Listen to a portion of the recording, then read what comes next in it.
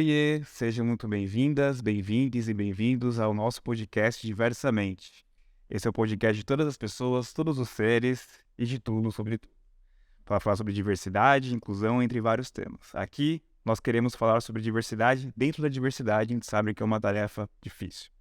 Mas com toda pompa, toda alegria e toda felicidade, nós conseguiremos abordar esses temas aqui com vocês.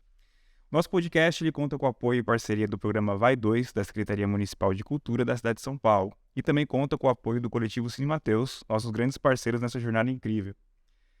Convidamos vocês que nos escutam, outros coletivos, pessoas, organizações, a nos apoiar também. Acompanhe nossas redes sociais, curta, compartilhe nossos conteúdos para gerar esse engajamento todo e ver todos esses conteúdos maravilhosos que estamos criando para vocês. Acompanhe no @Usina dos Atos e no @cinemateus.sp.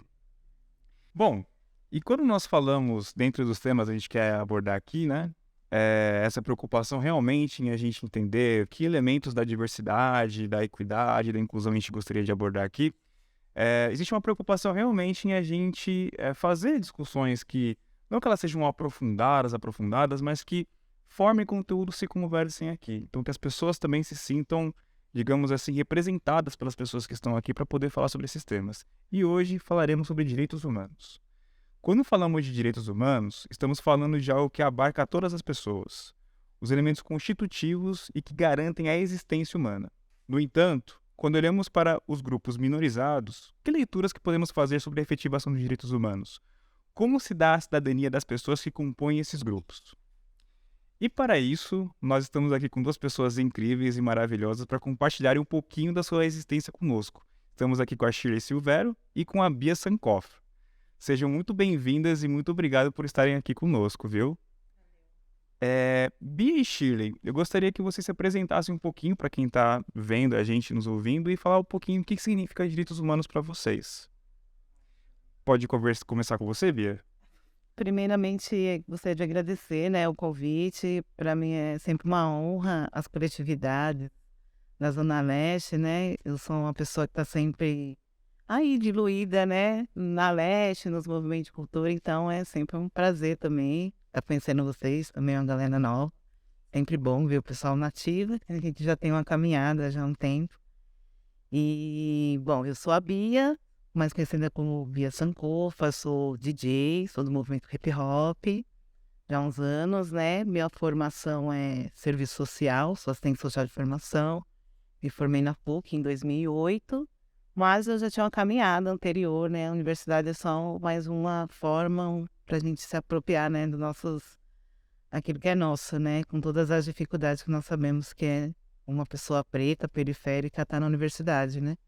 Inclusive um PUC da vida, enfim, depois nós pode ir falando, né? Contando que aqui é casos, tem muitos casos para falar, né? Mas moro na cidade de Tiradentes, tenho uma filha, Kizzy McKenna, que tem 12 anos, né? E eu sou uma mulher de muitos afazeres, né? Então eu faço arte, cultura, mas também estamos aí na luta, né? Com outros coletivos, participo de alguns coletivos, como Força Ativa, né? Posso falar, a gente tem uma biblioteca comunitária no bairro. Mas faço parte de outros coletivos, né? Um deles é o coletivo Umdelê, assim, que para mim é um dos mais ativos, que tem um trabalho também de combate ao racismo religioso, através da cultura. E é isso, muitas coisas aí. Um pouco de mim, assim, atualmente, que eu ando fazendo, né?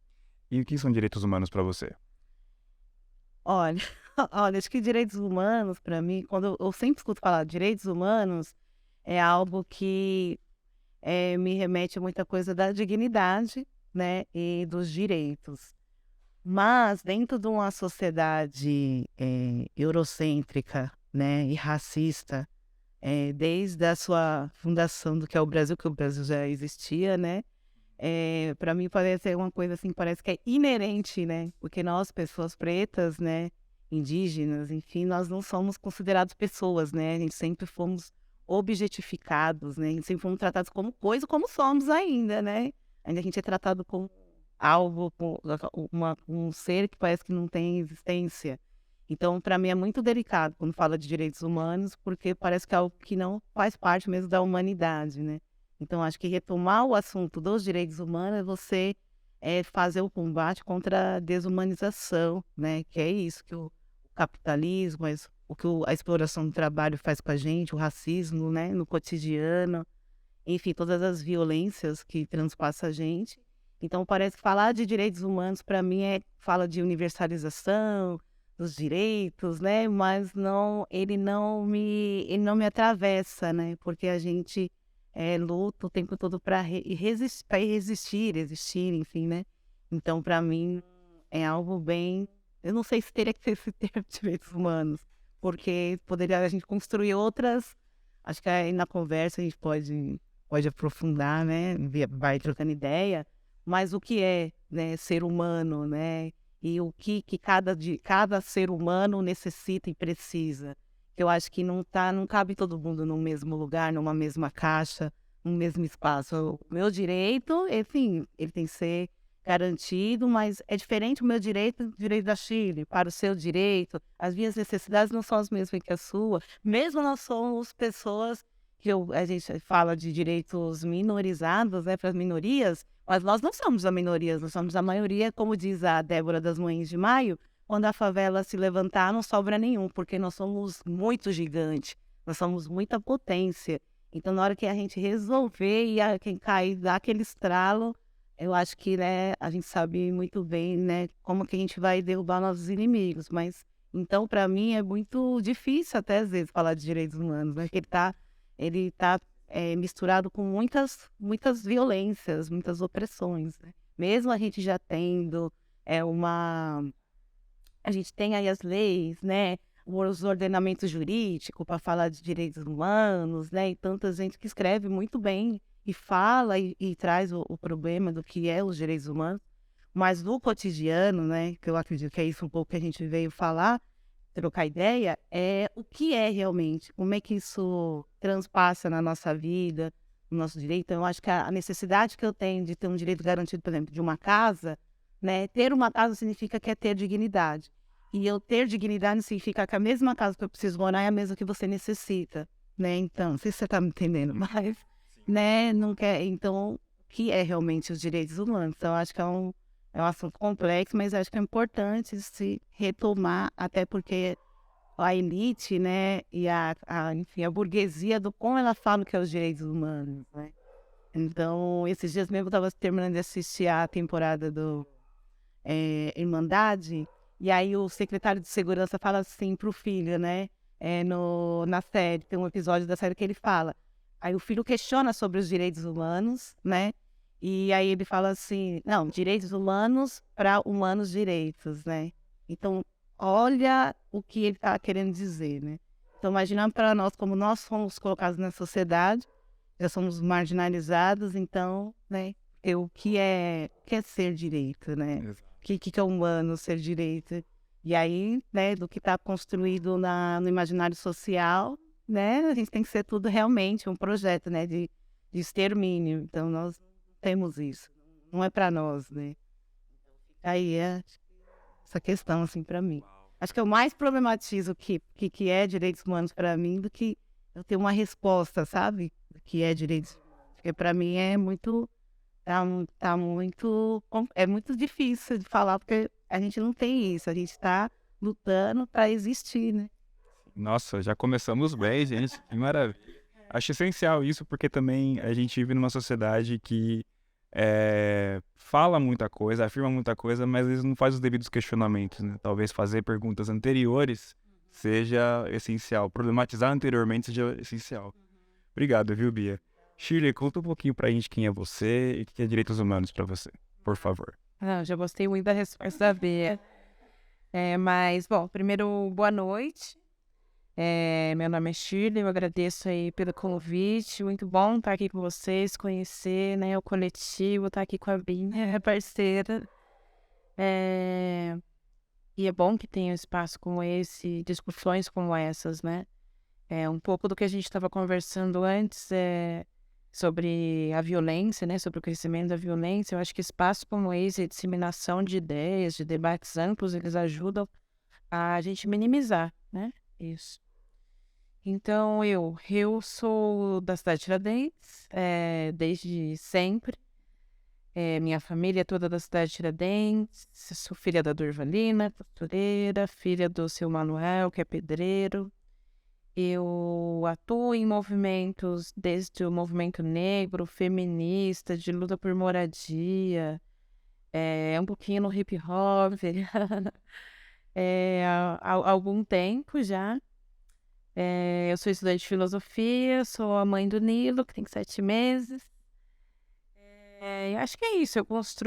Recentemente eu construí o Comitê Mestre Moa na cidade de Tiradentes, onde a gente construía algumas manifestações no bairro por questões do bairro, entre elas a Marcha da Periferia, todo ano, que acontece em outros locais também, na Brasilândia, no Capão Redondo, que é uma marcha que acontece em novembro para reivindicar os direitos das pessoas negras, né, ou a falta de direitos das pessoas negras, né, denunciar as opressões que a gente vive cotidianamente.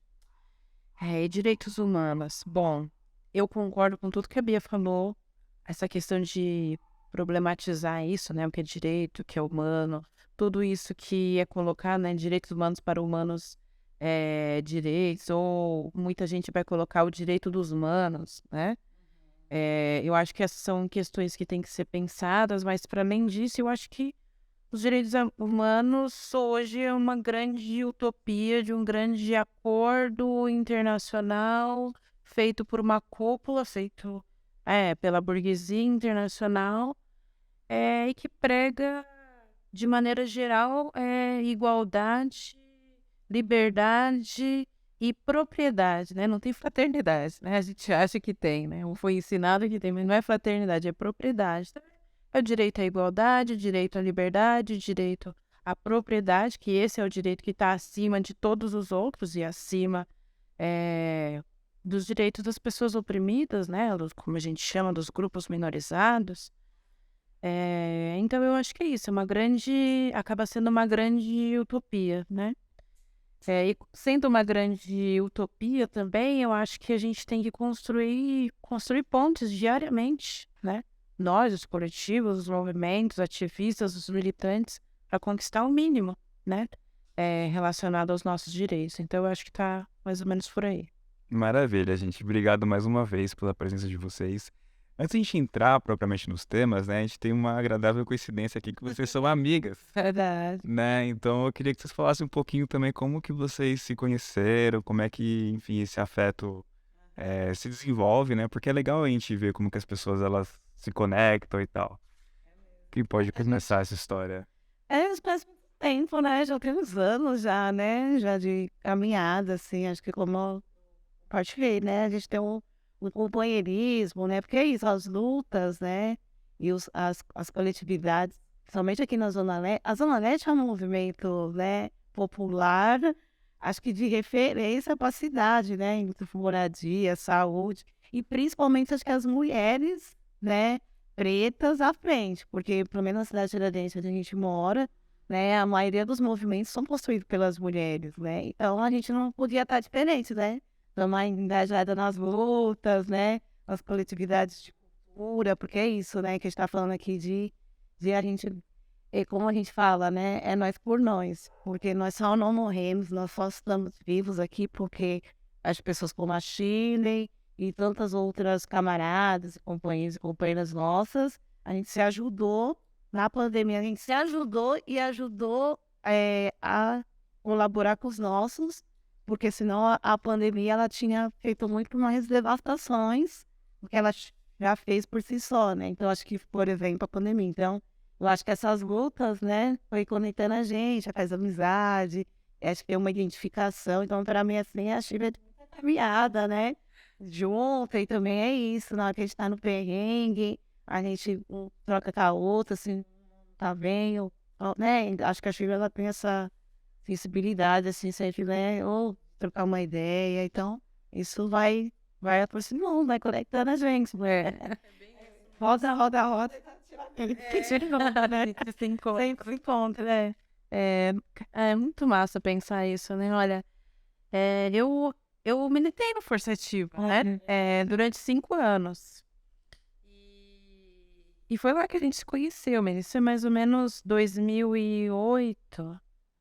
2008, 2009, então tem muito tempo. E aí, Lília, Fernandinha, várias mulheres que foram muito importantes, assim, para minha trajetória. E a Bia falou, e é isso mesmo, a gente roda, roda, roda, se encontra. Um desses encontros, a gente sempre estava, por exemplo, na Marcha da Consciência Negra, mas eu lembro de um encontro muito marcante, que a gente sempre tá por aí, se vê, né? Mora no mesmo lugar. Bom, mudei recentemente, mas a gente sempre se encontra. Uma Marcha da Consciência Negra que foi muito forte, muito pesada, e que a gente ocupou a Secretaria de Segurança Pública. Em algum momento... em algum momento nessa ocupação, a polícia toda do lado de fora, eles trancaram a porta, e aí a gente se abraça, a gente tá de costas, assim, se dá a mão, e aí eu olho pro lado e eu tô de mão dada com a Bia, isso é verdade, não é mentira. Eu tô de mão dada com a Bia e com a Mazé, do Núcleo de Consciência Negra da USP. E a gente, nossa, olha os momentos que a gente se encontra, sim. A polícia segurando o cachorro e o cachorro latindo na nossa cara, sabe? É nesses momentos, assim, que a gente tá junto. E momentos para se fortalecer. Então é uma caminhada aí muito longa, para mais de 10 anos.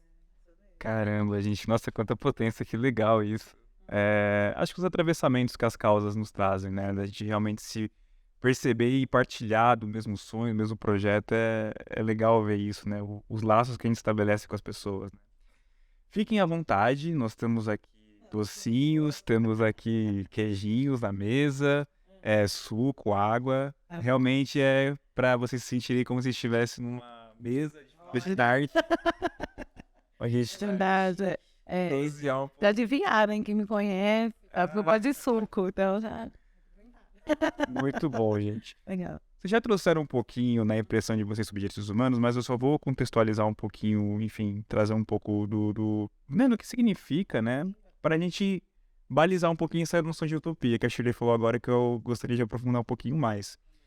Para quem está ouvindo a gente e nunca ouviu falar sobre direitos humanos, né, de maneira bem grosseira, rápida e básica, né? A gente está falando de uma categoria de direitos elementares e básicos assegurados a toda e qualquer pessoa, todo e qualquer humano, não importando a classe social, raça, nacionalidade, religião, cultura, profissão, gênero, orientação sexual ou qualquer outra variante possível que possa diferenciar os seres humanos. Eles surgem enquanto um documento na Assembleia Geral da ONU em 1948, então nesse ano aqui, 2023, a gente vai completar 75 anos, né? Se as contas não estiverem erradas na minha cabeça, com 30 artigos sobre igualdade, liberdade, entre outras temáticas. Então a gente reconhece que tem uma importância aí, né, de você realmente ter um momento em que se reúne um conjunto de direitos, né, escritos para os seres humanos, né. Tem uma questão legal que a gente pode abordar depois, legal no sentido de curiosa, né, que quando esses documentos eles surgem, né, eles aparecem como direitos do homem e cidadão, né, então já existe uma exclusão a priori nas primeiras versões de documentos dessa natureza. Mas enfim, apesar desse contexto todo garantista, quando a gente olha para a realidade, temos vários elementos que impedem a efetivação desses direitos. E estamos falando de coisas básicas que garantem a vida, né? Então, a Shirley já antecipou um pouquinho, mas eu queria que a gente desenvolvesse um pouquinho dessa ideia de ser utópico pensar na efetivação desses direitos, né? E sendo utópico, por que isso é utópico? Porque isso está tão longe, está num campo que talvez a gente, não sei se a gente vai conseguir ver uma efetivação real desses direitos. Você pode começar, Shirley? Então, pensar essa questão dos direitos humanos, eu acho que é um pouco do que eu trouxe na minha apresentação, né? Apresentado para gente na escola os ideais do iluminismo, a filosofia que balizou o sistema capitalista, igualdade, liberdade, fraternidade. Agora tira a fraternidade e a questão que importa mesmo é a propriedade, né? Então, o que a gente vive, e não querendo ser marxista, mas só já sei, é que a gente vive uma sociedade de classes, né? As mais importantes aí, que estão em conflito todo o tempo, a burguesia e os trabalhadores de maneira geral. Esse grande acordo aí eu quero também falar dos direitos humanos, eles são pautados em grande acordo jurídico, que é como a Bia já tinha colocado no início da fala dela, que não entende as diferenças entre as pessoas, né? Eu acho que isso é importante para ser pensado, não ver o quanto as necessidades elas são distintas, né? E aí, pensando isso, pensando a questão do trabalho, por exemplo, na sociedade que a gente vive, né? A gente tem uma sociedade onde os direitos humanos é a liberdade de você vender sua força de trabalho. Quando você consegue. Porque o que a gente tem hoje é uma massa de gente desempregada que nem tem a liberdade de vender a sua força de trabalho. A gente tem a igualdade de que o patrão ele escolhe o preço que tem as mercadorias e que a gente vai lá e troca elas por dinheiro. Inclusive, uma das mercadorias é a nossa força de trabalho, que a gente deveria poder colocar preço nela, né? O preço da minha força de trabalho é R$10.000. Então, eu vou passar fome, né? Então, eu tenho que... Essa liberdade é a liberdade de acordo com o que está colocado no mercado, né? Nesse mercado que eles colocam aí, que é livre, que tem uma mão invisível atuando por aí. Então, é uma liberdade praticamente de passar fome, né? É uma liberdade de muitas vezes não ter onde morar. E é uma igualdade onde a burguesia, a elite, os trabalhadores estão sempre em conflito porque tem direito contra direito. O direito da elite e o direito dos trabalhadores. E quando a gente pensa na questão da propriedade, que é o que está acima de tudo isso, inclusive a própria ONU vai tratar sobre isso, vai ter capítulo lá extenso tratando sobre o seu direito à propriedade. Agora, discutir isso mais profundamente. Quem é que diz, né, que isso é sua propriedade, né? As terras da família do Dória. Por que aquilo é propriedade de quem é que estava aqui antes? Certo? Então, aquilo é colocado como sendo dele, da família dele, ou esses casos que a gente viu recentemente das vinícolas, o trabalho escravo. Quer dizer, é direito contra direito, né? Eles têm o direito de fazer a produção deles, eles são proprietários, donos daquelas terras, né? Com muitas aspas. Eles administram o maquinário, tananana, e tem os seus trabalhadores em trabalho análogo à escravidão, trabalho escravo, sem os seus direitos sendo reconhecidos. Então, o que a gente tem aqui é o direito contra direito, quer dizer, a propriedade dos direitos humanos entra nesse sentido aqui para a gente pensar, ora, para começo de conversa, isso daqui não é sua propriedade, essa terra já tinha gente aqui antes, né? Quem disse que essa terra sua foi um papel velho? Foi um processo de sesmaria? O que foi que diz que esse pedaço de terra no chão é seu? E, ao mesmo tempo, essas pessoas que estão empregadas nessas vinícolas não têm direito, nem mesmo de vender a sua força de trabalho, que é o que o capitalismo promete, a partir, né, do seu acordo dos direitos humanos, a partir dos seus ideais do iluminismo. Então é tudo muito, muito intrincado e muito complexo para a gente não ver, né, essas relações, né? Felizmente hoje a gente vê um avanço desse debate, né? Que é aí muito importante, já é meio caminho andado. Sim. Antes de passar para a Bia, só fazer uma pequena observação do que você falou agora, por exemplo, nas vinícolas, acho que tem muito componente que deixa a gente, não sei se triste é a melhor palavra, não queria usar nenhuma palavra afetiva nesse sentido, mas aquele caso a gente estava falando de cooperativas, né? Então, no nosso imaginário também, mas quando a gente se depara com uma cooperativa que você tem, né, um modelo de trabalho, digamos assim, que tende a ser mais justo, né? Poxa, você fica, caramba, até um modelo de trabalho que poderia proporcionar melhor distribuição da riqueza, acontece uma coisa dessa, né? Até isso foi cooptado. Então, realmente, isso traz uma frustração, né? Você pode falar, Pierre? Não quero ser repetitiva, acho que é mais para complementar, acho que a fala da Shirley, que eu concordo também. E aí, pela pessoa racializada que eu sou, acho que não tem como, né? A gente também não fazer essa intersecção, né, de raça, né, de gênero. E aí, quando fala das agrícolas, você falou da questão da propriedade, quem são as pessoas que estão sempre em nível, né, fazendo analogia, está sempre ali, né, sendo escravizada, né, o trabalho escravo, mesmo, né, é isso, também a gente está sofrendo vários ataques, né, dos direitos trabalhistas, sempre sofremos, na verdade, né, então, mas acho que isso se agravou esses 4, 5 anos aqui para frente, né, e nós sabemos por quê, né, então, para mim, tem um contexto, porque nós pessoas pretas, somos pessoas também vistas como propriedade. Se a gente vive numa sociedade de uma classe que domina a outra, quais são os nossos direitos, né? Garantidos, a não ser expropriado daquilo tudo que é nosso, né? Inclusive o nosso corpo, a nossa força, né? Porque o nosso corpo já é uma propriedade, que é assim que acho que acredito que eles dêem assim, né? É o corpo, tudo é deles, né? Então, eu acho que é só um massacre mesmo, né? Que o tempo todo estão fazendo com a gente.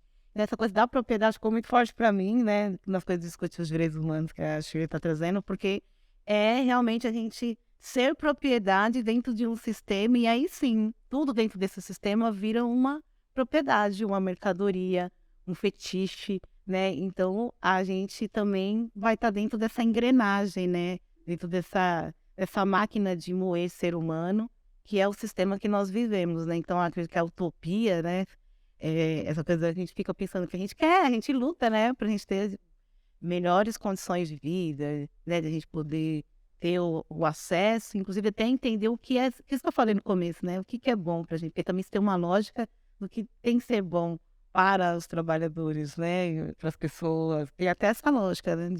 De entender o que é bom, né? E aí essas cartas, né? Inclusive traz aqui uma reflexão para mim também, que é como é que se trata, porque é isso, é partindo sempre de um ponto de vista ideológico, político, econômico, eurocêntrico.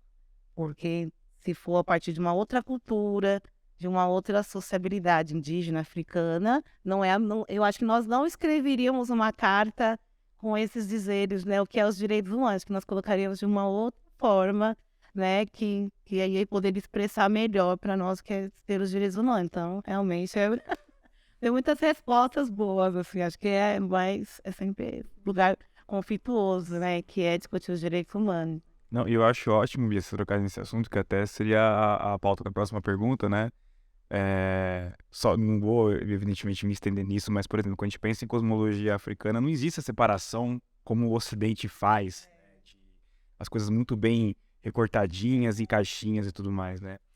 E aí, né, enfim, até para poder tocar nesse assunto específico que tem a ver com pontos de vista, né? A gente tá falando, acho que as respostas de vocês foram ótimas e reflexivas, porque a gente tá falando do ponto de vista do mercado e do ponto de vista de quem faz determinadas coisas e quem recebe essas ações, né? Então, no caso, por exemplo, só esse exemplo da vinícola Aurora, né? Quem eram os proprietários de terra e quem foram as pessoas que trabalharam nesses empreendimentos análogos à escravidão, né? Só para trazer um pouco desse contexto, né? Os direitos humanos, eles aparecem numa perspectiva ocidental, né? A Bia acabou de trazer um pouquinho disso, né? E é o ponto de vista de uma sociedade liberal, que valoriza a figura do indivíduo, muito mais o indivíduo do que o coletivo, né? E uma tradição judaica cristã, né? E quando a gente fala isso, a gente não está falando que não estamos criminalizando uma religião em detrimento de outras. É que apenas um ponto de vista é que é valorizado em detrimento de tantos outros quando a gente pensa em sociedades, né? Além de outras características. Daí, ao mesmo tempo que é importante, sim, que a gente tenha um conjunto de direitos que eles se pretendem, de fato, atingir a todos os seres humanos, então só o fato de eu ser humano já faz com que eu possa usufruir desses direitos, a gente está falando de uma concepção ocidental, enviesada, né? Do que significa ser humano. A própria concepção de ser humano, né? A ideia de ser humano, ela já é uma concepção ocidental. Embora a gente estava falando, né, como a ONU, né, na Assembleia Geral, a gente está falando de um momento que reúne vários países, né? Hoje a ONU conta com 193 países, passa uma ideia de maior legitimidade e tudo mais, a gente está falando realmente desse ponto de vista. Então, é possível a gente pensar ou reinventar os direitos humanos por uma outra perspectiva, uma perspectiva decolonial? E aí, para quem não está familiarizado com essa palavra decolonial ou descolonial, a gente está falando de alguma coisa que não tem um ponto de vista do colonizador, né? Seja o colonizador, entre aspas, clássico, né? Quando a gente pensa em Portugal, Espanha, Inglaterra, França, enfim, os países europeus que colonizaram o mundo, né? Pensar também na perspectiva imperialista, né? Países também que querem importar o seu modo de vida, impor seu modo de vida a outros países, né? Então, a gente consegue pensar e reinventar os direitos humanos por uma perspectiva decolonial. É possível construir um projeto de dignidade humana que tenha outro ponto de vista? Você pode seguir, Bia, por favor? Acho que é isso. A gente está aqui fazendo, acho que eu estou fazendo aqui junto essa reflexão também, né? Eu acredito que é possível sempre, né? Acho que a gente faz isso, a gente que está em movimento, né? Popular, né? Tá sempre junto com outros movimentos, né? Fazendo luta pelos direitos. Acho que a gente já está no fazer político querendo dizer sobre isso, né? Que é possível a gente construir, né, os nossos direitos, que não é a partir desses modelos que você está trazendo, né? Porque eu fiquei pensando agora, como os governos, eles fazem isso, né? Os governos, um quer trazer um modelo ou de trabalho, da assistência social, da educação, para o seu, eu vi uma experiência em tal lugar e traz, e aí a gente tem que se adaptar, se encaixar, que nunca vai dar, né? Porque é isso, a gente tem a nossa humanidade, né, ali viva, existente, e então eu penso que é possível, mas ainda é muito penoso ainda, é muito difícil, porque é isso, na verdade a gente não tem nem muita expectativa, né? Nosso povo, né, periférico, da quebrada, a gente não tem uma expectativa de vida, a gente faz luta, né, a gente vai pro embate, mas se você conversar com a população, na maioria da população, não tem, né? Não tem expectativa, né? A gente vive uns momentos muito assim, muito críticos, o copo já transbordou, já está rachando, já está quase quebrando. Então eu penso que é possível, mas é isso, é uma construção política, né? Que você tem que se dar. Eu acho que é importante, não estou dizendo que não é quem está ouvindo a gente, tá aqui assistindo, acho que não, a gente não está querendo dizer, tem que fazer crítica assim à ONU, tem várias problemáticas. Não estou dizendo também que essas construções não são importantes, dos países se encontrarem. A gente sabe do impacto que tem os direitos humanos na época da guerra, né? O impacto que tem os direitos civis, né? Em países que é isso, são segregados, que mesmo com as leis, com todos a gente vive a segregação, Sim. né? De todas as formas, econômica, social, racial. Mas elas, na sua efetividade, ela não é real, não é real. Isso não é real, a gente não sente, não passa pela gente isso, né? Pelo contrário, né? Então, eu sinto mais a barbárie, né? As violências e a opressão atingindo a gente e o nosso povo. Mas eu acredito que é possível a partir de uma outra visão, né?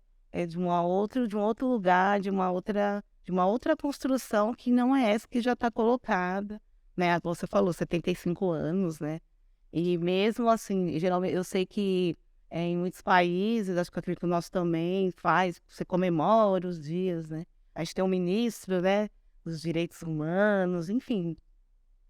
E aí, dentro dessa estrutura, né? Racial, burguesa, racista, esse sistema ainda, como que vai se dar, né? A gente está discutindo os direitos, esses direitos que a gente não tem esse lugar de pertencimento. Não é isso que a gente quer, não é isso que a gente precisa, mas não é discutível com o povo, né? Então, fica cada um conforme seus interesses. A classe fica conforme seus interesses, e é a classe que domina, com certeza. Antes de passar para Chile, acho que você usou uma palavra-chave aqui que é muito importante, que é realmente pertencimento, né? O quanto que as pessoas também se percebem nesses processos, se identificam com esses processos, até para poder fazerem as críticas, né? Essa crítica que você trouxe, acho que é fundamental, essa ponderação, na verdade, né? De que a gente reconhece a importância realmente de você ter alguma coisa que force, entre aspas, os países a garantirem a vida das pessoas, mas realmente um espaço de crítica para que todas as pessoas também realmente se envolvam com isso. E isso acho que passa também para outro modelo de sociedade. Você pode seguir, Shirley, por favor? Claro. Eu acho que é bem interessante isso mesmo, pra gente refletindo, né, conforme a gente vai conversando, eu acho que esse conjunto, né, ele é importante, né? Tanto ele foi importante, acho que principalmente para a elite, é claro, né? Mas, assim, o Estado, as leis, a polícia, né, os direitos democráticos, eles são importantes, né? E eles acabam sendo uma concessão, né? Parte dos direitos, pra gente, eles acabam sendo uma concessão dada. Porque, assim, então, pra gente ter direitos democráticos, né, a gente precisa poder construir movimento social, partido, ter direito de fazer greve, de se organizar, de isso daqui não ser visto como subversivo e não rolar, sabe? Então, os direitos democráticos, eles são importantíssimos, a gente tem que se agarrar para defender. Agora, pensar os direitos humanos de maneira decolonial, eu não sei, eu não sou muito otimista. Eu acho que a gente dá os nossos jeitinhos no dia a dia, no calor da luta, né? Porque a gente precisa se construir, a gente precisa viver, não só viver, a gente precisa, né, viver bem, né? Então a gente pega esses mínimos de espaços que são cedidos e a gente organiza eles da nossa forma. A gente tenta organizar eles da nossa forma. A gente vê brechas, a gente e os movimentos sociais de maneira geral. Mas eu acho que tem uma coisa que está acima dessa questão dos direitos humanos para a gente pensar, que é a autodeterminação. Que é justamente para pensar isso, como as pessoas são. As pessoas são diferentes, os grupos eles são diferentes, as nacionalidades são diferentes. Eu acho que diante disso a gente tem que pensar a autodeterminação, porque sim, os direitos humanos, igualdade, liberdade e propriedade, né? Eles são pensados a partir de um ponto de vista eurocêntrico, né? A partir da Europa, a gente tem que dizer branco, a gente tem que dizer ocidental, mas ainda que a gente tenha uma mudança de conformação no mundo e o imperialismo se localize em outros lugares, não europeus, não brancos, né, e uma série de coisas, ainda assim a gente vai estar ainda baseado numa sociedade igual. Então é muito complexo. Então eu acho que a gente tem que continuar organizando a nossa luta por direitos e pensar, focar principalmente na autodeterminação. Eu acho que a questão com todas essas, com esses órgãos, é que são coisas que vêm de cima para baixo, né? Então, por isso que vem modelinhos prontos pra gente, porque vem de cima para baixo. Então, quando a gente pensa a autodeterminação, desde a autodeterminação de um grupo como os brasileiros, mas outros grupos, tipo as LGBTs, elas precisam dizer o que elas querem, não é? Alguém, um ser de fora, um político, um governo, sei lá o que mais, a dizer, olha, tá aqui um pacote de coisas que é o que vocês precisam. Não. Quem tem que dizer são as LGBTs. Quem tem que dizer são as mulheres. Quem tem que dizer são os quilombolas. O que eles estão precisando. Certo? Então, eu acho que é a partir disso que a gente vai arrancando. A gente vai construindo. E então, gente, seguindo aqui as nossas perguntas, uma coisa que até eu falei no começo, né, acho importante reforçar que nesse podcast a gente já está realmente procurando trabalhar a forma e conteúdo aqui, né? Então, como que a vivência das pessoas que a gente vem convidando pode colaborar para fortalecer um senso de emergência para a equidade, real inclusão e justiça social, né? A gente quer realmente ter essa preocupação de que as vivências, as experiências das pessoas, né, enfim, o senso delas de mundo entrem nesses debates em relação à maior justiça, né?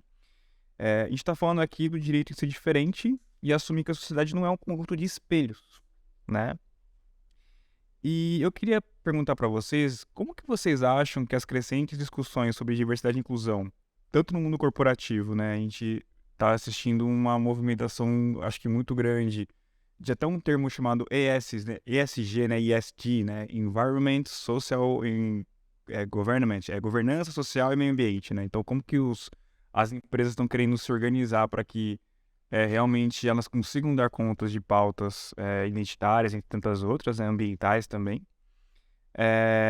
quanto no terceiro setor, que olha também para essas questões, né, como um alvo de atendimento, ou protagonizar as pessoas que vão realizar os trabalhos em lacunas do Estado, né? Então, coisas que o Estado não consegue fazer, o terceiro setor, ele aparece, e não para poder, digamos assim, pegar o papel do Estado, mas para desenvolver projetos, e esses projetos lá na frente se transformam em políticas, né? Acho que a expectativa de um projeto social é um pouco dessa, né? E no próprio Estado, né? Com ministérios e tantos outros, né? Como que vocês acham que essas discussões sobre diversidade e inclusão, nesses 3 meios que eu disse, elas podem colaborar para a efetivação concreta dos direitos? E que limites e perspectivas que a gente consegue ver nessa discussão? Você pode seguir, Shirley, por favor? Então, eu acho que para começar, eu acho todas essas iniciativas, elas são ótimas, né? Tem muita crítica, né? A questão da representatividade. Eu acho que ela tem limites e tem muitas críticas, tem que ser criticada, mas eu acho muito importante, assim, desde a boneca preta ao filme, ao ministério, à discussão dentro das empresas. Eu acho tudo isso muito importante, muito importante.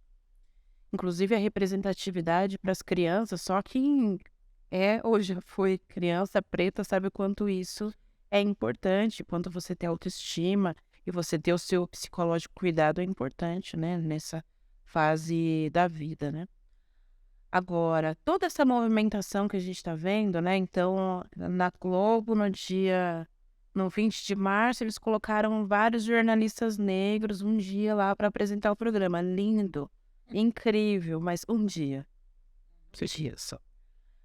Então, a gente está vendo uma mudança, né? Uma efervescência. Então, a revista de cosmético não coloca mais só mulheres brancas né, ilustrando os cosméticos. Agora coloca também mulheres negras, indígenas, pessoas trans.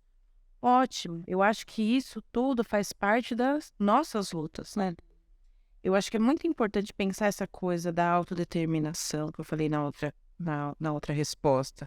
E pensar a questão da organização das pessoas de baixo, é justamente a gente não ser cooptado pelo que vem de cima, né?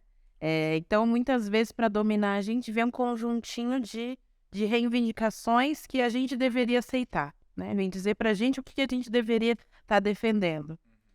Por outro lado, pela via da representatividade, eles dizem até onde a gente pode ir. Então, Estado, as empresas, né, essas organizações, eles dizem até onde a gente pode ir. Agora, em 2020, por conta da morte do George Floyd, foi mais de 20 milhões de pessoas para as ruas. Então, a gente derrubando essa estátua, atacando fogo nas coisas, e revoltado, com razão. Revoltado contra a violência, né? Revoltado com a morte. E gente se movimentando no mundo inteiro. No mundo inteiro. Foi um negócio, assim, gigantesco. Foi uma movimentação muito maior do que dos anos 60 nos Estados Unidos. Muito maior. A gente teve policial se ajoelhando, gente branca fazendo cordão na linha de frente. Claro, muita gente, muito branco fazendo mimimi também. Mas teve muita solidariedade. Isso é um fato, teve muita solidariedade.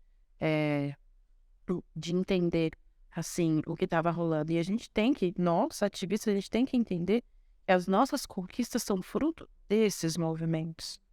Quando o Estado, a burguesia, as empresas falam, opa, o que tá pegando aqui? Então, a gente precisa dar uma olhada para essa galera aí. O que a gente pode, vamos sentar lá na nossa mesa de decisão, o que a gente pode fazer para acirrar os ânimos? E nisso, isso tem em qualquer movimentação, isso teve no movimento de ocupação das escolas em 2016. O governo Alckmin, que agora o pessoal chama de camarada Alckmin, né? De repente ele mudou totalmente, né? Mas o governo Alckmin aqui, genocida, né? De São Paulo, que destruiu o Pinheirinho, que roubou a Santa Casa, que bateu em adolescente, em professor e tudo mais, de uma polícia assassina. Ele, junto com o secretário da Educação na época, eles cooptaram a principal liderança das ocupações de escola, para que ela saísse dando palestras, defendendo o modelo de educação. Então, essa atençãozinha, essa pulguinha atrás da orelha que a gente tem que ter. É importante a gente estar em todo lugar? É importante. O mínimo que seja é a apresentadora, é a boneca, é o cargo, tem que estar mesmo, porque a gente é a maior parte da população, tem que estar. Eu acho muito ruim, né, esses ativistas que reclamam disso, né?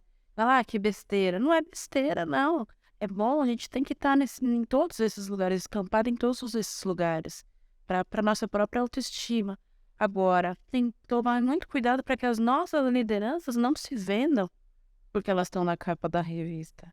Não se vendam porque elas viraram apresentadoras, apresentadores, ou o que for, ocuparam ministérios.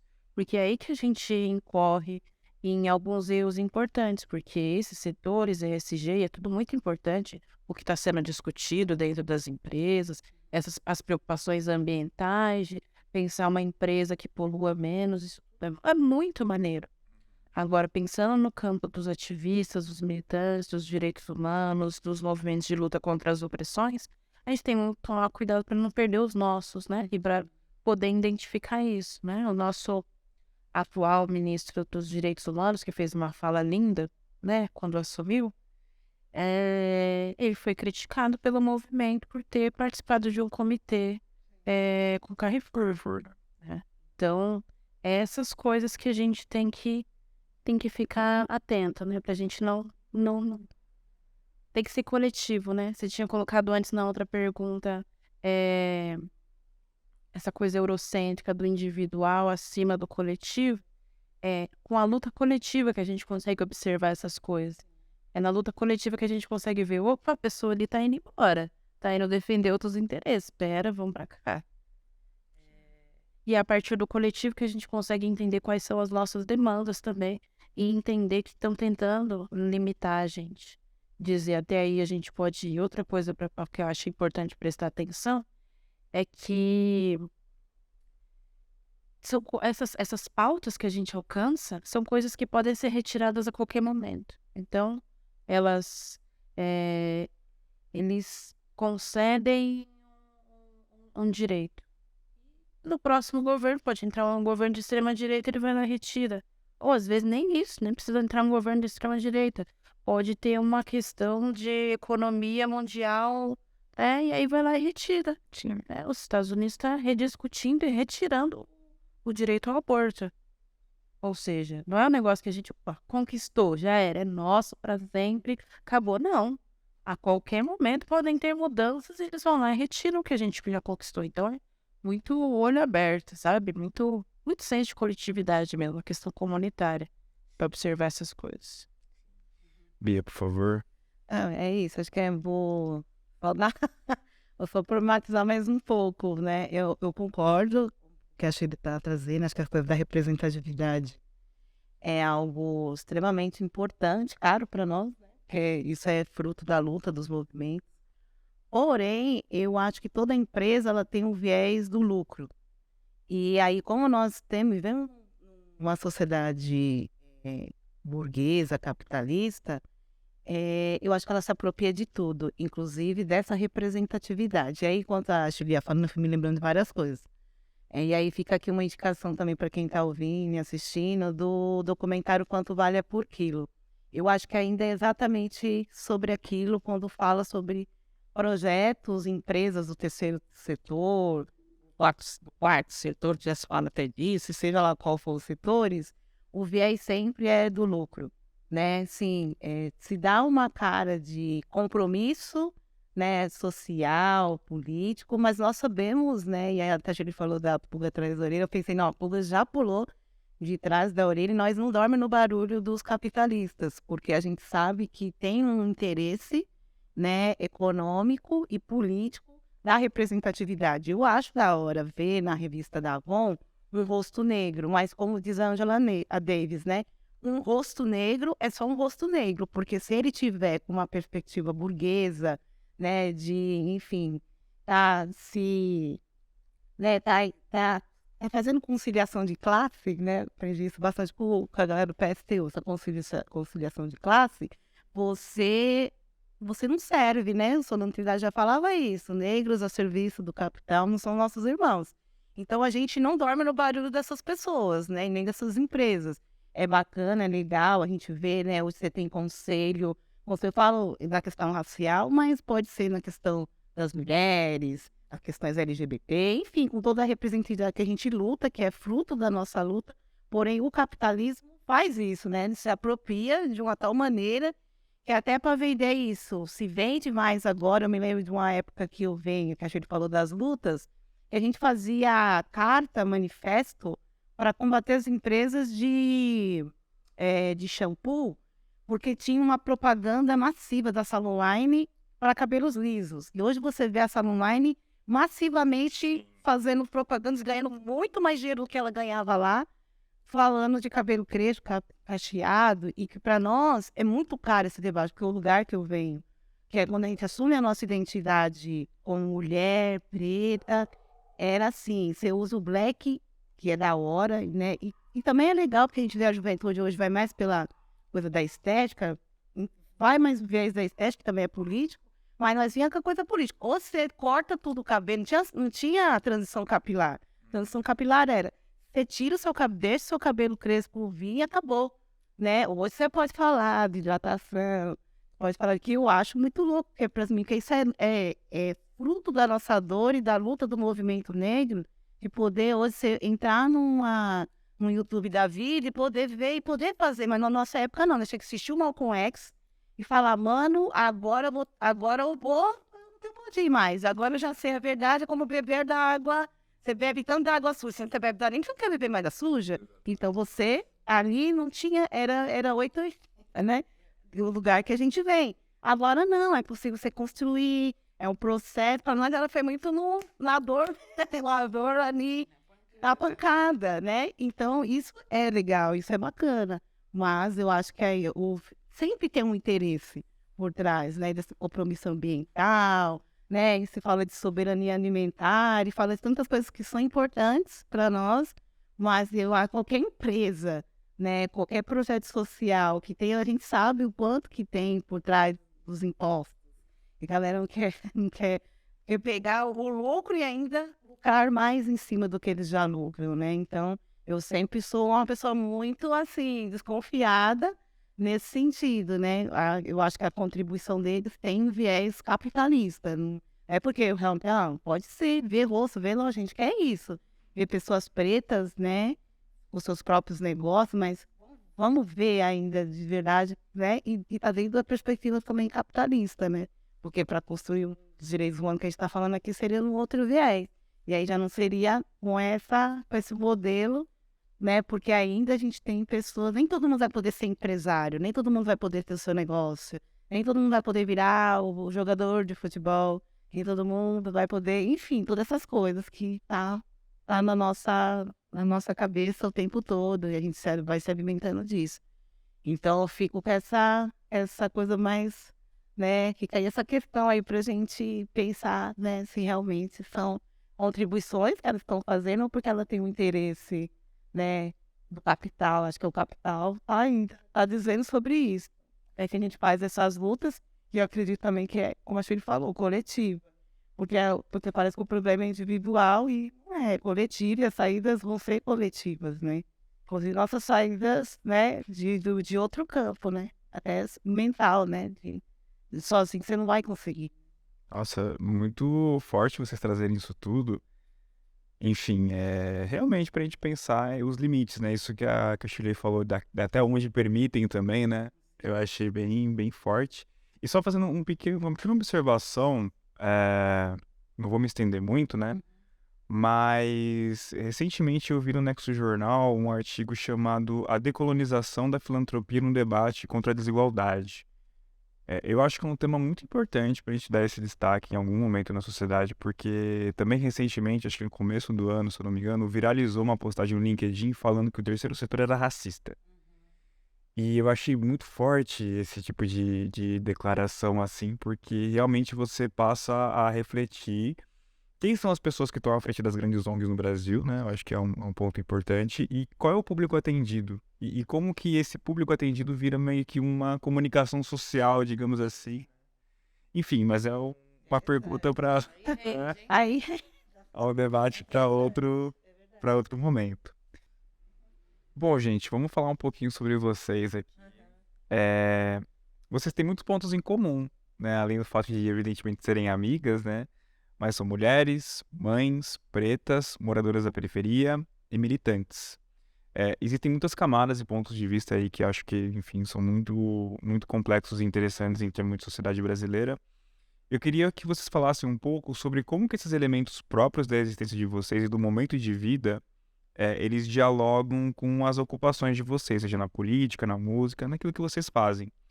Como que a sociedade recepciona, entre aspas, vocês, né? E como que vocês se veem na sociedade? Você pode começar, Lia? Começo.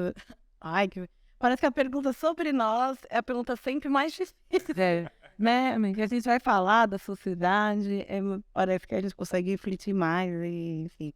Quando vai falar da gente, a gente tem, inclusive, é uma questão nossa, né? É difícil para nós, mulheres, né, pretas, falar sobre nós mesmos. Mas, assim, acho que nos espaços que eu estou atuando, né, e que a gente vem fazendo, eu acho que a gente está na contracultura, né, na contracultura do que está posto, né. Porque é isso, a gente está vivendo uma sociedade que está, né, cada vez mais tecnologicamente mais, né, avançando, né. A gente vai percebendo como a gente vai perdendo um pouco a mão. Em algumas coisas, o acesso às informações, elas são muito pulverizadas muito rápido, uma coisa, tudo é muito rápido. Eu que venho do hip hop, as músicas eram racionais, né, de 9, 10 minutos. Hoje, a galerinha não aguenta ouvir 2 minutos, né, então já faz aquele trap, pá, pum, pá, e foi, né. Então a gente está vivendo coisas muito rápido. E a gente que está nas coletividades, nos movimentos, a gente sempre volta pro lugar da raiz, né. Tô ficando velho, mas tem que estar ali atualizado com o novo. Porque a gente sempre tenta voltar para a raiz, ainda sempre é muito importante acessar o livro físico, de ler, né, e sempre estar nos espaços, né, construir espaços que são, para nós, que eles são inexistentes, que é os espaços de cultura. Então, o sarau, além de você produzir sua própria potência, mas também produzir sua autocura, né, de saúde mental, de resistência, de você trazer a voz, né, porque a gente sempre, quando vai à frente de um microfone, acho que aqui está o exemplo de estar aqui, como é difícil o poder da voz, né, e a gente que vem, né, de matriz africana, faz, né, o poder, o ofó, né, palavra iorubá, a força da palavra, esse lugar da palavra, né, de você conseguir falar, se expressar, e isso sempre foi muito tirado de nós, poder de falar, né. Então, eu acredito que os espaços que eu estou é essa construção, né, de humanidade, porque a gente é tão desumanizado em tudo que a gente faz, quando a gente, né, pega no ônibus, nos espaços familiares, nas relações, né, com os amigos, com a família, enfim, em tudo que a gente tá ligado, a gente sofre muitas violências. Então, eu não me sinto assim, uma pessoa que o que a gente está fazendo não é bem diluído, né? Porque a gente está indo contra, a gente ainda está dizendo para a garotada ir ler, não ir lá pesquisar o Google, enfim, a internet, são espaços.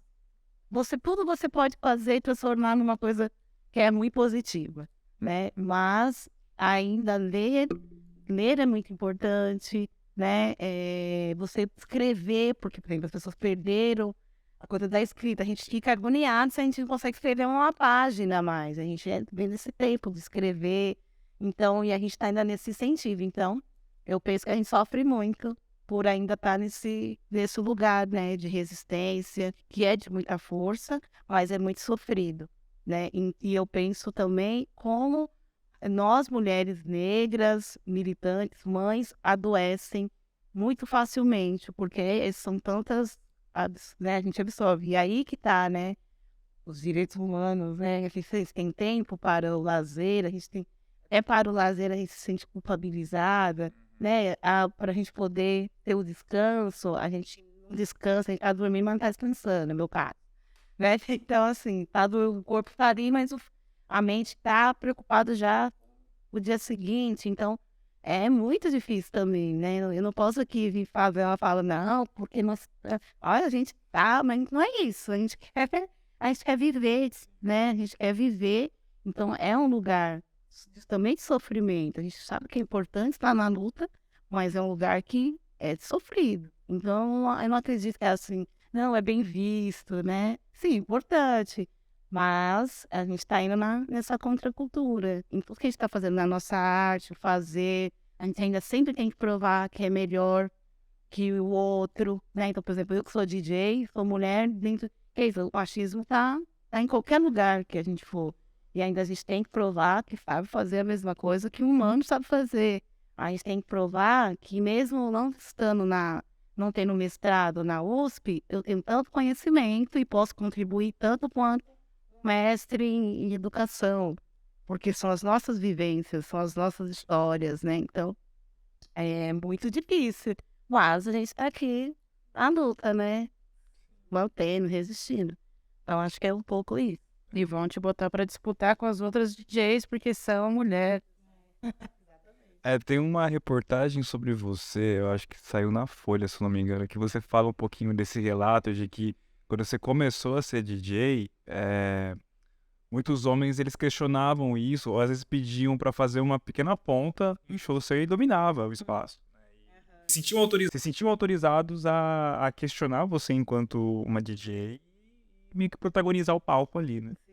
Então, acho legal você trazer isso agora também, dessa questão da recepção, como que foi interpretado. Sim, e essa coisa da disputa, mas da mesma assim, Shirley, da mesma a gente lá no campo, essa coisa da competitividade que a gente vive, mas por a gente fazer uma arte periférica, porque até fazer arte periférica é questionado, né? Não, a arte clássica existe, sim, então a arte periférica também existe. Então, são artes e que também nós fazemos, no que não é a mesma arte clássica, enfim, e tá, cabe tudo.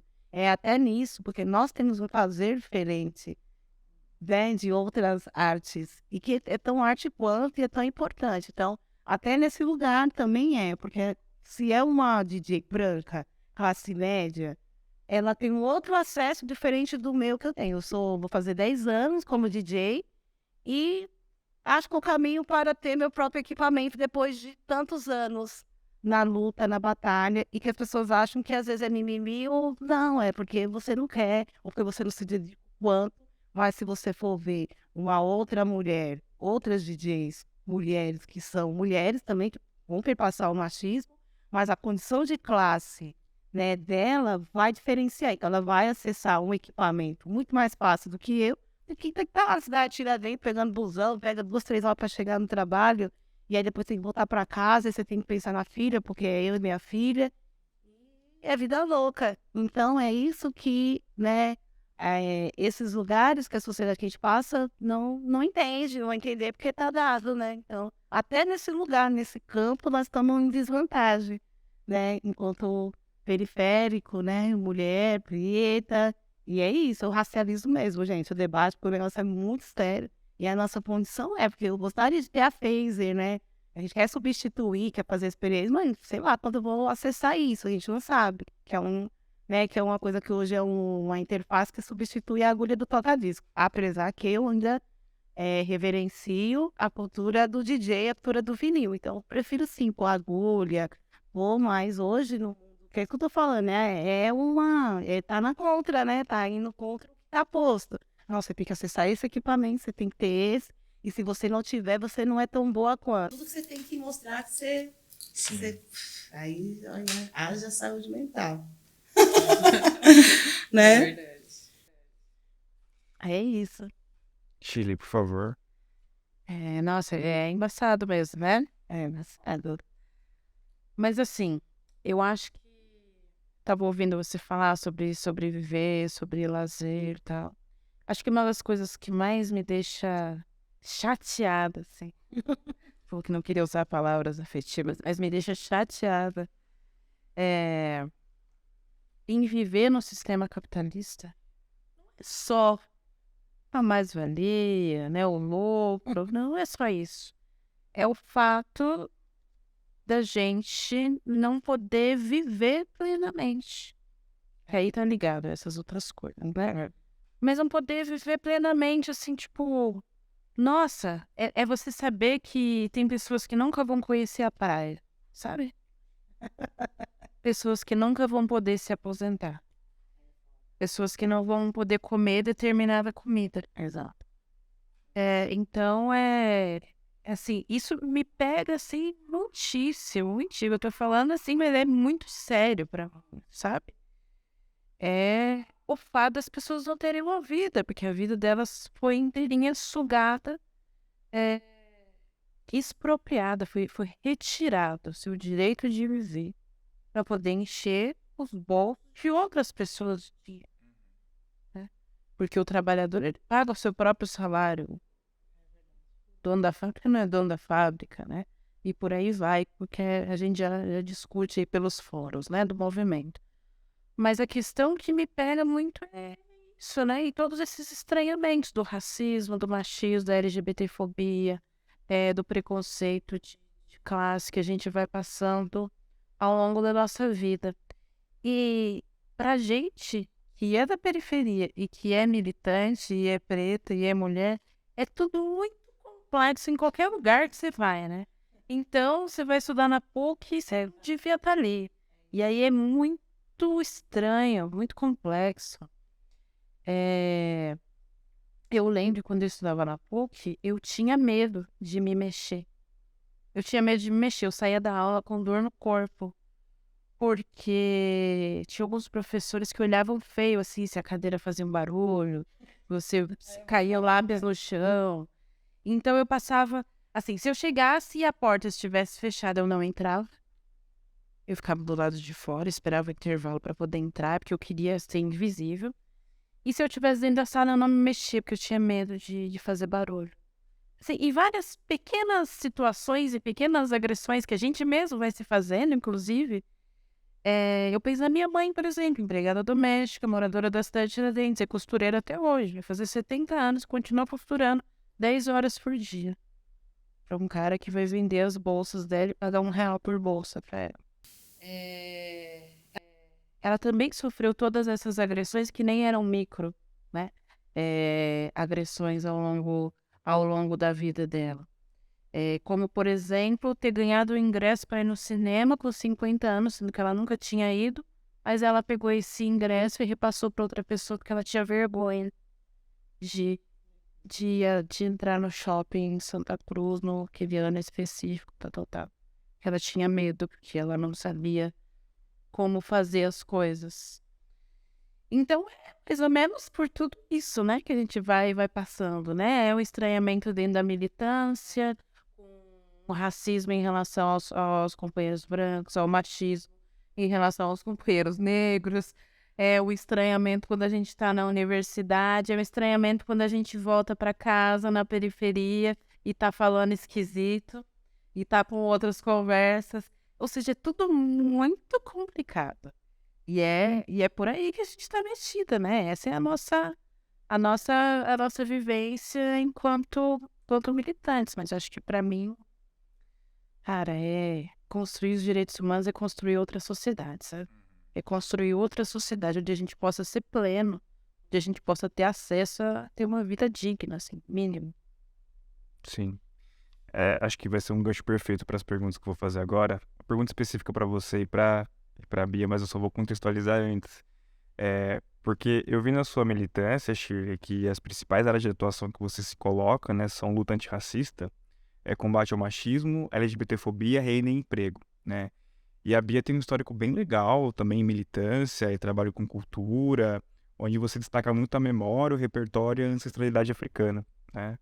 Então a gente consegue ver que a atuação de vocês busca uma superação de conflitos que são social e politicamente construídos, né? Para você, Shirley, que já passou por um processo eleitoral, enfim, pensando numa perspectiva crítica ao sistema eleitoral e partidário, né, esse processo, quais os caminhos dentro da política, institucional ou não, para nos organizarmos enquanto pessoas trabalhadoras e garantir o necessário e o digno para a vida material? E quando eu falo vida material, não estou falando vida material no sentido materialista, de eu comprar coisas, mas garantir as condições materiais de existência, né? Reprodução das condições materiais de existência das pessoas. Cara, eu acho que é a luta. Eu acho que a luta dos movimentos sociais, da classe trabalhadora como um todo, são muito importantes, né? A gente estava falando da sociedade aí, dividida entre classes, tendo a propriedade sendo o mais importante aí para a burguesia. E aí a gente tem um conflito, né? Os trabalhadores falam, olha, esse salário aí não tá dando para comprar comida. A burguesia fala, olha, é esse daqui que a gente está oferecendo agora no momento. Então, conflito, né? E aí eu acho que é a organização, né? É essa organização de base, é essa organização coletiva. A gente vê hoje que as categorias que ganham bons salários, normalmente são categorias que lutam muito, fazem muita greve, né? O São Paulo parou agora recentemente com a greve do metrô, né? E aí a população fica pé da vida, e tem que ficar mesmo, né? E aí fala, eles já ganham muito bem, não sei o quê, e eles ganham, né? Eles nem ganham o necessário que o Diese diz que uma pessoa brasileira deveria ganhar. Nem chega nisso. Mas ainda assim, o que eles ganham, que é bem, que é acima do que é um salário mínimo, é porque é uma categoria muito unificada e que se organiza e que luta. Mesma coisa os trabalhadores da Gêmeas, mesma coisa os trabalhadores da Petrobras. Isso tem a ver com essa organização, com essa consciência de que eles juntos, não individualmente, não, né? Eles juntos, eles precisam se mover por dentro dessas engrenagens e brigar por mais, né? Eu acho que os movimentos sociais, os negros de moradia, eles estão na mesma esteira, entendeu? As pessoas indígenas, elas invadiram o Brasil ano passado para dizer, olha, a gente existe, e a gente já existia muito antes de vocês começarem com isso que vocês chamam aí de Brasil, né? E a gente está reivindicando essas terras que já eram nossas, que a gente já estava aqui antes. Então é essa organização coletiva para que seja, e a partir da política institucional, para que sejam aprovadas leis que são muito importantes, para que sejam revogadas leis, né, que atrapalham a nossa vida, como o pessoal chama de contra-reformas, deformas, e por aí mais, e que hoje eu digo, por exemplo, pensando no movimento negro, pensando nas pessoas negras, a gente tem várias leis aí para serem revogadas, para a gente reivindicar. Mas uma das mais racistas que a gente precisa reivindicar, infelizmente, é uma que foi implantada pelo governo Lula, que é a lei antidrogas, que foi a que está levando ao encarceramento das pessoas presas, principalmente de mulheres negras, né?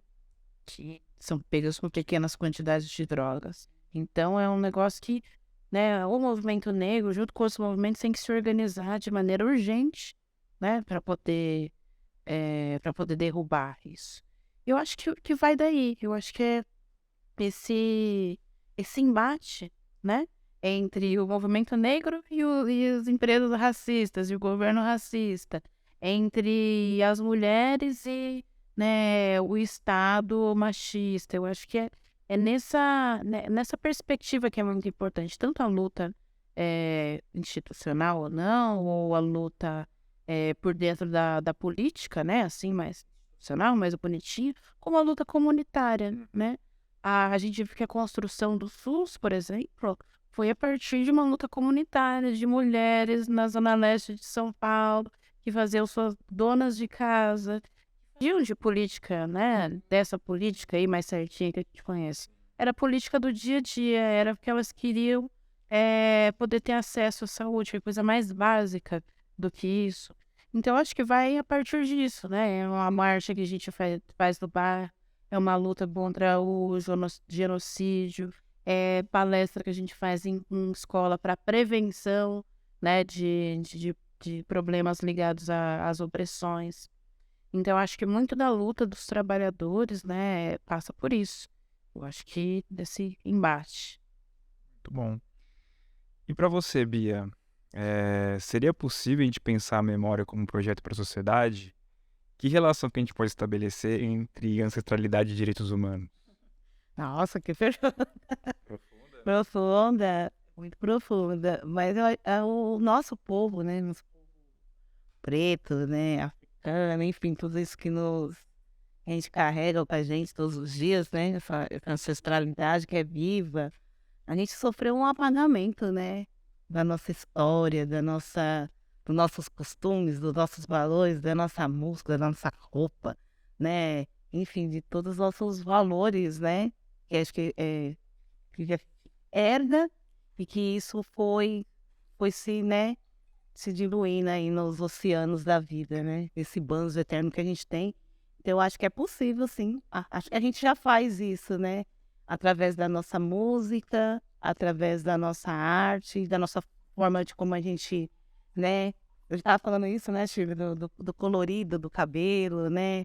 Das roupas que a gente gosta de usar, que são cores vivas, enfim, tem tudo a ver com o continente africano, com todas as histórias que vai chegando para a gente, né? Da nossa ancestralidade antes, né, desse genocídio que é ainda a escravidão, né, que o Brasil sofreu e a gente vive os resquícios dela. Então, eu acredito muito, sim, na memória, a partir da música, a partir da arte, então, coisa da fotografia, onde conversando com a Amanda, a gente falando sobre fotografia, como é importante o registro de pessoas negras, das mulheres, das crianças, né, através da fotografia, através, né, da pintura. Então, eu venho desse lugar da cultura, do direito à cultura, né? Porque a gente também, na quebrada, as pessoas não se veem nesse lugar, né? De acessar o cinema, como acho que não é só a mãe da Chile, acho que é a minha mãe, é a mãe de tantos nossos aí, né? Dos homens, então nem se fala, né? É só um homem negro, né? Que não é isso, é tanta imposição, é tantas violências de ir no cinema, né? De ir no baile do samba rock, né? Eu que gosto, que venho da música, que eu toco em baile de samba rock, aí você vê, né, os casais, né? O negócio é muito louco, né? É um orgulho mesmo, né? E é isso, a memória tá viva, você vê ali o casal de samba rock dançando, deve ter o quê? 60, 70 anos, né?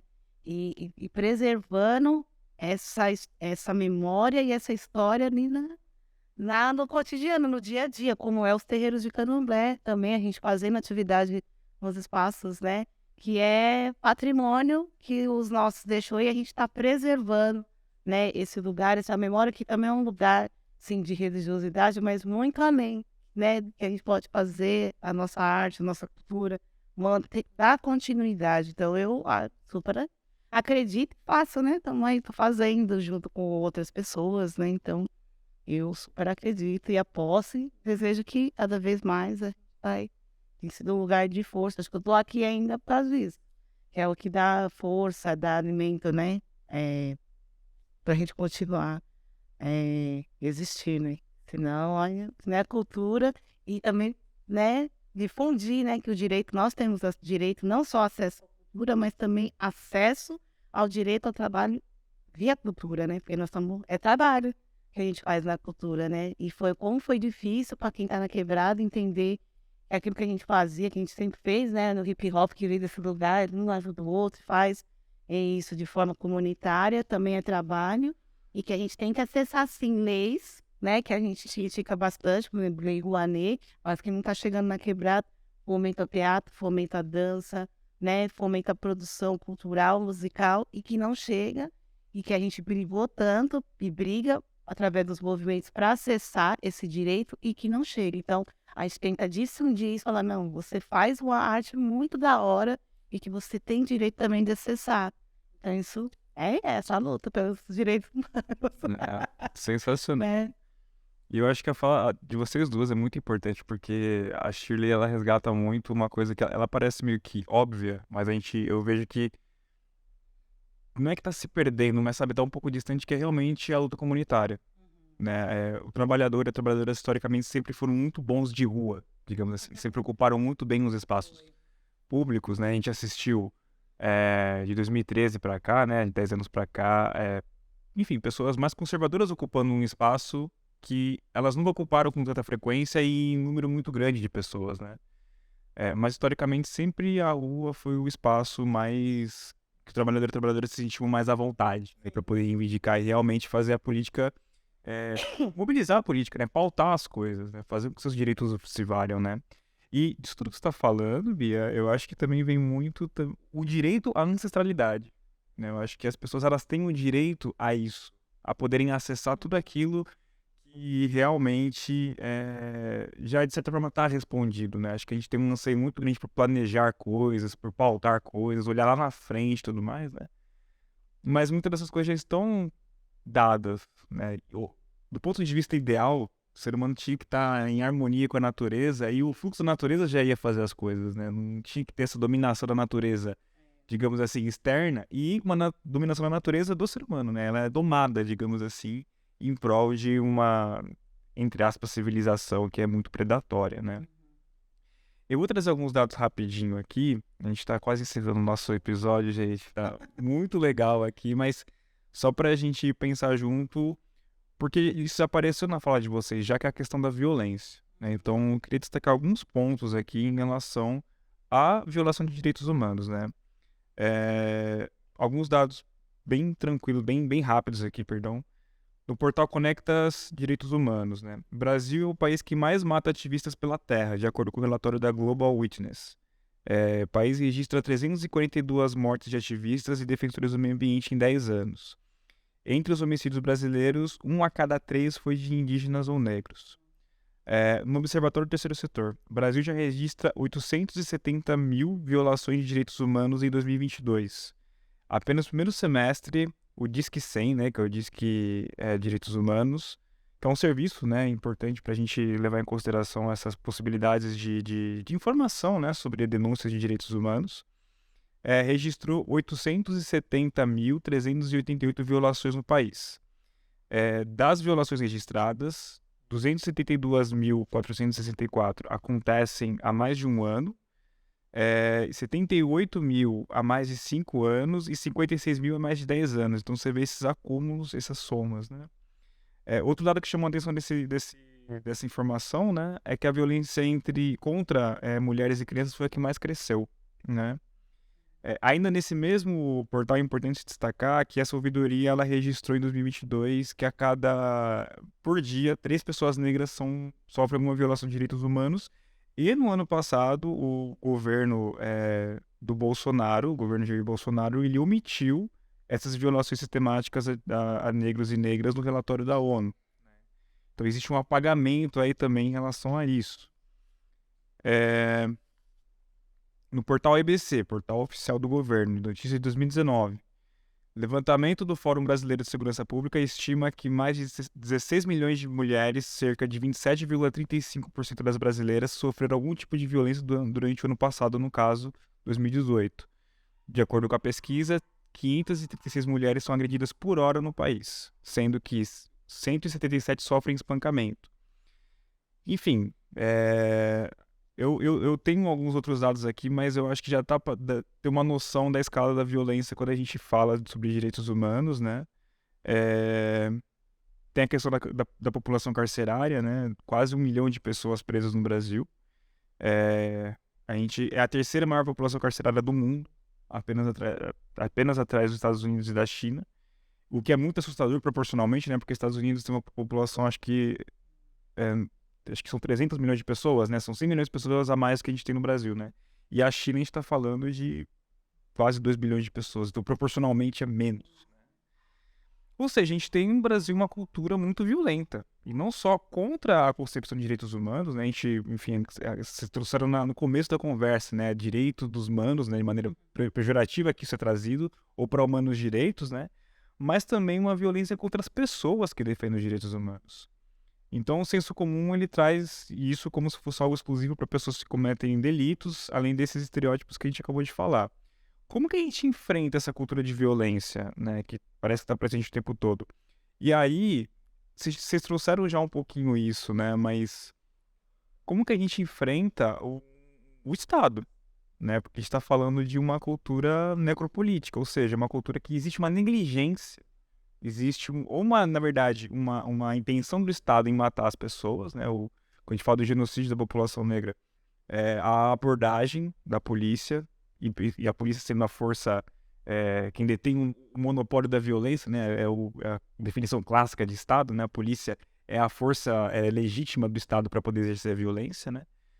E o Estado que às vezes é negligente, às vezes não, muitas vezes é negligente, né? Em relação, por exemplo, a direitos básicos voltados à saúde, por exemplo, né? Uma pessoa negra, por exemplo, desde o dentista até o médico, é entendido como uma pessoa que aguenta mais dor, né? Então, tipo, não, você aguenta mais, espera mais um pouquinho ali, daqui a pouco.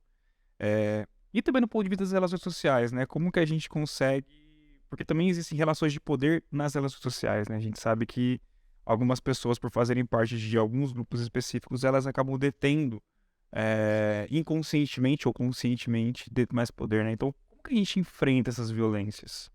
Você pode começar, Bia? Olha que pergunta.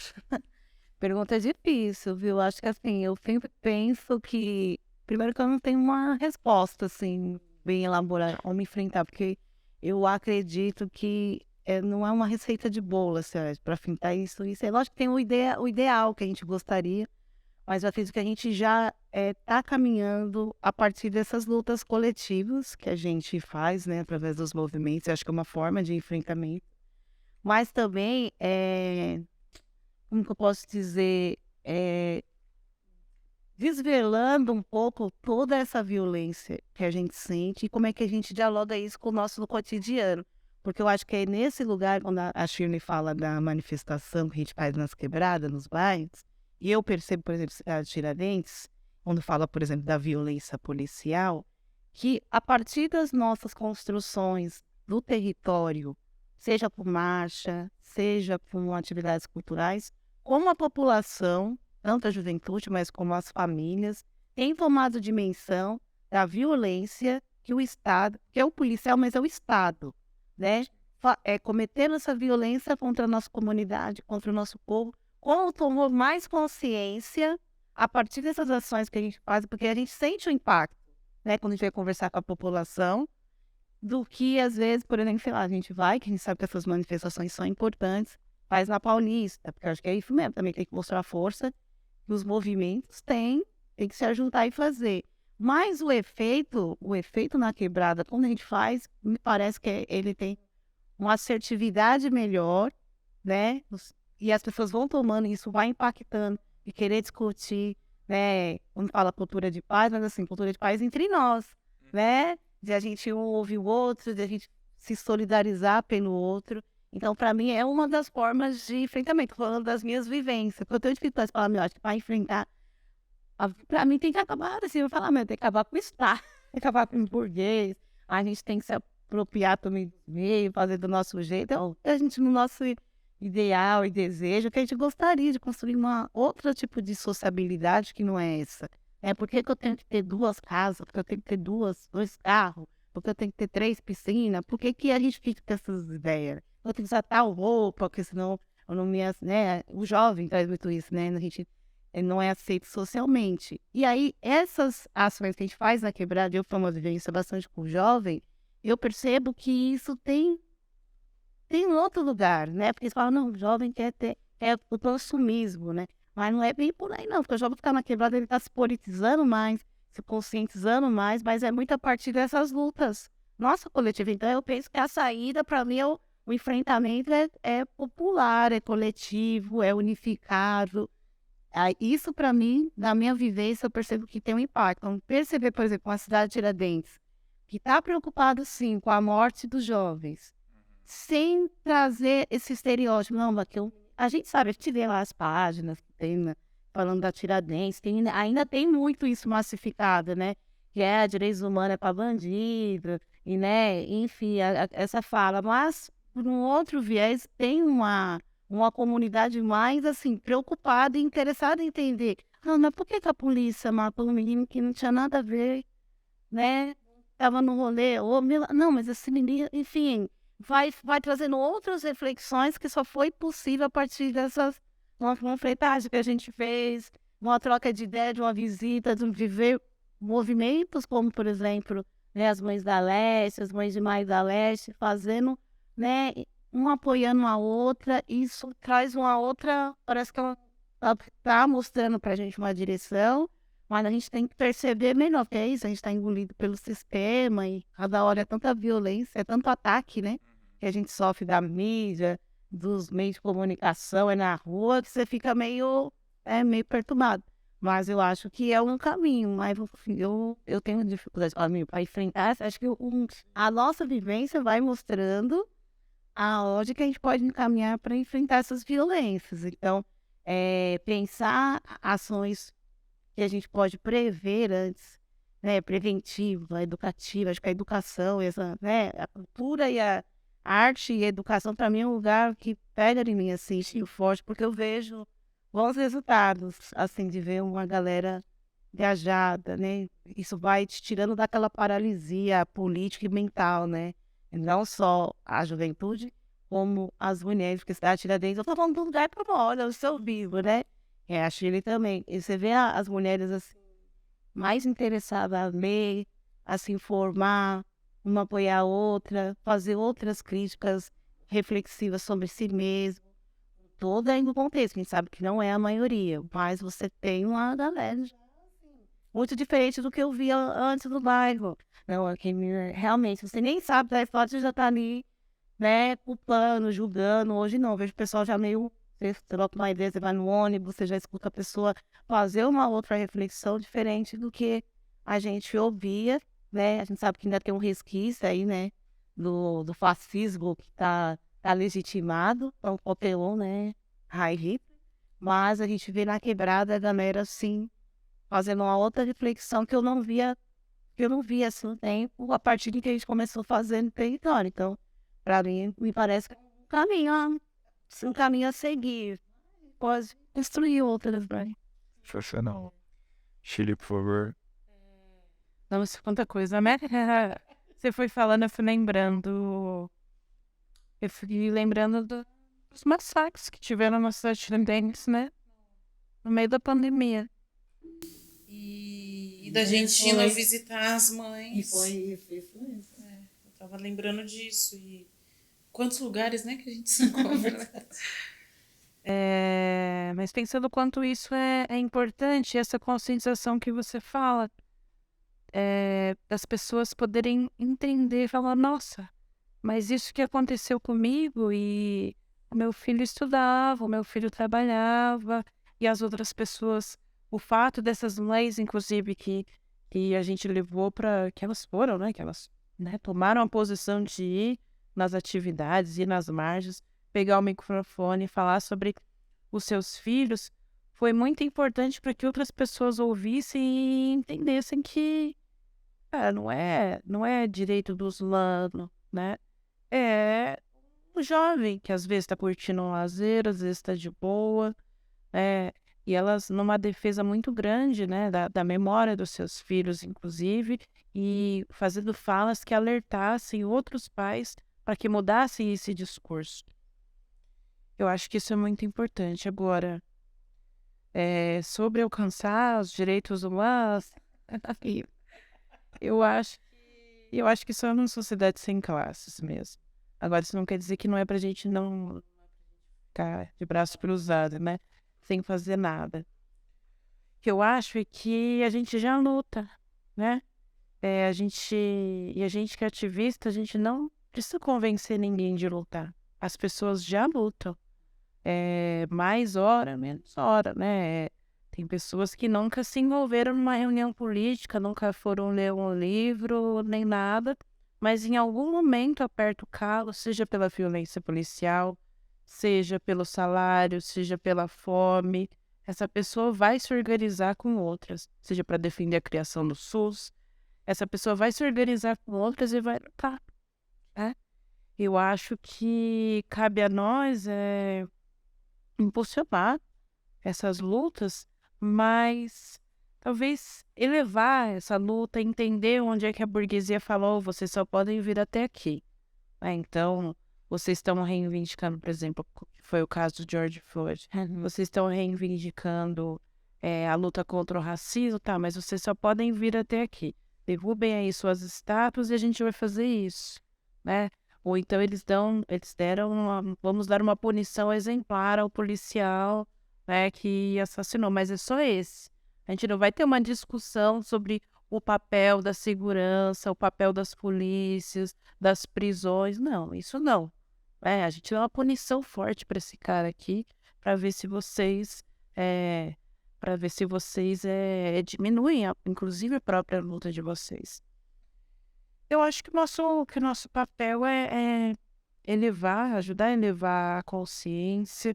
Eu acho que as pessoas, muito isso que você falou, é as pessoas olharem e entenderem por que aquilo está acontecendo. E na cidade de Tiradentes, isso isso vem se tornando real, as pessoas vêm entendendo por que a polícia vem no nosso território, tem mais consciência, mas acho que isso precisa ser mais difundido, né? Eu acho que vai para aí. Gente, chegamos ao final desse papo incrível, maravilhoso. Não, realmente muito potente. Obrigado por estar aqui com a gente. E esse espaço para vocês deixarem as considerações finais de vocês e para deixar os contatos e as redes também. Pode começar, Shirley? Posso. Então eu tô nas redes sociais. Acho que eu reativei, né, as redes sociais lá, porque às vezes dá um cansaço, né? Mas enfim, estou por aí, Twitter, Instagram, Facebook, como Shirley Silvério. Eu queria agradecer mais uma vez pela conversa, foi muito boa, passou muito rápido, as perguntas são muito interessantes, muito bom estar aqui com a Bia. Eu adorei conhecer o coletivo. E é isso, eu acho que seguimos na luta por uma sociedade melhor, né? Uma sociedade onde a gente possa viver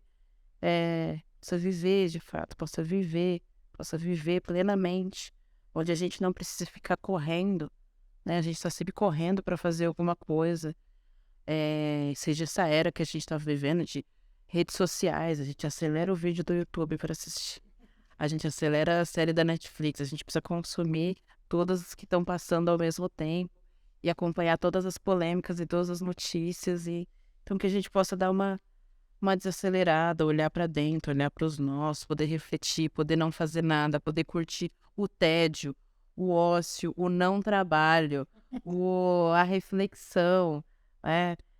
E eu acho que essa sociedade, inclusive com direitos humanos de fato, onde a gente tem a auto-organização e autodeterminação das pessoas e dos grupos, é só como outro tipo de sociedade que não esteja pautada pelo lucro, né? Pela competição, pela criação de mercadorias, né?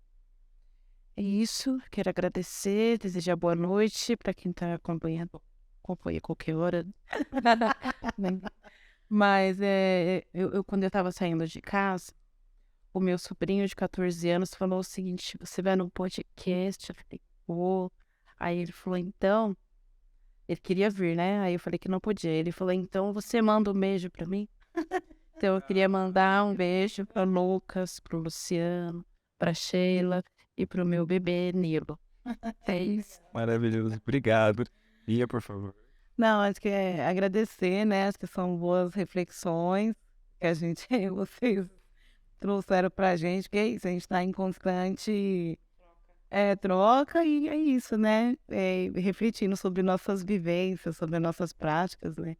Então, agradeço também pela oportunidade, né, de estar trocando isso aqui com vocês e dizer que eu também, como a Shirley, faço das minhas palavras também da Shirley, que a gente possa viver numa sociedade sem estar baseada no lucro, né? Que a gente possa realmente viver, né, nossa humanidade, né? Então, eu que gosto, e eu acho que é um lugar que tem sido para mim um lugar de cura, que é por mais cultura, né? Por mais casas de cultura, centros culturais, museus, enfim, que a gente possa se expandir mesmo como ser humano, né?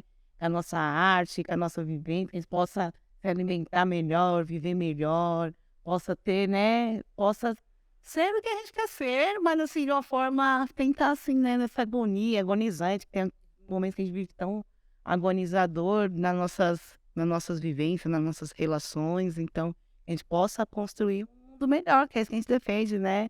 Que a gente possa se unir mais, né? Também poder entender a diferença do outro, que é isso que eu falo para os jovens, né? A gente se constrói na diferença do outro, e por isso que nós somos humanos, porque nós somos diferentes, né? Mas os nossos direitos, né? Poder existir, eles precisam ser garantidos, eles só vão ser possíveis se humanos tiverem, né, pessoas estiverem envolvidas. Então, vai muito além do que está colocado dentro do senso comum, né, do que as pessoas pensam que é direitos humanos. Então, é uma fala que eu sempre falo, que se constrói no diferente, que é o diverso é bonito, né, isso que é o da hora do ser humano. E aí, acho que aproveitando aqui esse espaço, né, que as pessoas estão escutando, estão assistindo, que eu tenho um canal, começando um canal aí também em parceria com o Sebo de Guaianazes. Aproveito aqui para divulgar também o trabalho do pessoal que tem um sebo em Guaianazes, que é do Luciano, que vende livros, CD, DVD. E lá eles desenvolvem um trabalho de um projeto chamado Discopatas, né? Que é um canal que fala sobre música, né? E são pessoas da quebrada, né? Que também têm se dedicado a isso. É isso, a gente tem um momento para falar de outras coisas, além de falar de tantas violências que a gente vive. E aí eu também comecei um canal junto com a Amanda lá da Tiradentes, que é a Lívia Guerra, que chama Disco Pretas, que é duas mulheres negras falando sobre música, porque é isso também, nós, enquanto mulheres que somos militantes, a gente sempre está falando de política, que é muito importante, né? Nós falamos disso, falamos das nossas vivências, das nossas angústias e tristezas, mas nós falamos de outras coisas também, né? Não falamos só de racismo, né, de machismo, nós falamos de música, a gente fala de arte, a gente fala de literatura. Então é um canal que, para primeiro, mostrar para outras mulheres a importância que tem, né, de a gente falar dessas coisas que a gente já escuta na nossa vivência, na nossa, né, na nossa afetividade, no dia a dia. Então, a partir dos discos, né, a partir do vinil, falar e trazer a memória, né, de outros artistas, não só mulheres, mas outros artistas que são tão importantes, que contribuíram também, né, com a sociedade melhor. Então, tem lá no YouTube, né, Disco Pretas, tem no Disco Patas, e estão aí nas redes sociais, via Sankofa, né, estão lá como DJ, quem puder fortalecer é sempre importante, né, ir lá seguir, né, isso também, queira ou não, eu às vezes recebo o pessoal no Instagram, fala, "Ó, que legal", o pessoal acha, e parece que é besteira, mas não é não, o pessoal fala, "Oh, eu gostei, achei legal", isso fortalece, que é sinal que a gente tá fazendo uma arte que chega nas pessoas, né, então é isso, essa humanidade, né, dentro da gente, a partir da música, então isso é muito legal, e eu só agradeço mesmo. Maravilha, então. Muito obrigado, Bia. Muito obrigado, Shirley. E muito obrigado você que nos acompanhou até aqui. Eu te reforço o convite para todos vocês acompanharem os episódios, tanto os posteriores quanto os anteriores, perdão, os anteriores e os posteriores, do nosso podcast Diversamente. E nos seguir nas redes sociais, @cinemateus.sp e @usina dos atos, onde vocês vão poder ver todos os nossos materiais. A gente reforça que o Diversamente é um podcast de todas as pessoas, todos os seres, sobre diversidade. E aqui a gente quer falar de diversidade dentro da diversidade. O nosso podcast, a gente reforça também que ele conta com o apoio e parceria do programa Vai 2 da Secretaria Municipal de Cultura da cidade de São Paulo. E também conta com o apoio do Coletivo Cinemateus, os nossos grandes amigos, parceiros, irmãos, enfim, que garante toda essa estrutura aqui que vocês estão ouvindo ou vendo em seu agregador de podcast favorito, agregador de áudio favorito ou sua plataforma de vídeo favorita. Convidamos vocês novamente para nos apoiar nas nossas redes, seja vocês coletivos, pessoas e empresas, para fortalecer nossa jornada. Uma grande noite, um grande dia, uma grande tarde para você. A gente está junto, viu? Grande beijo.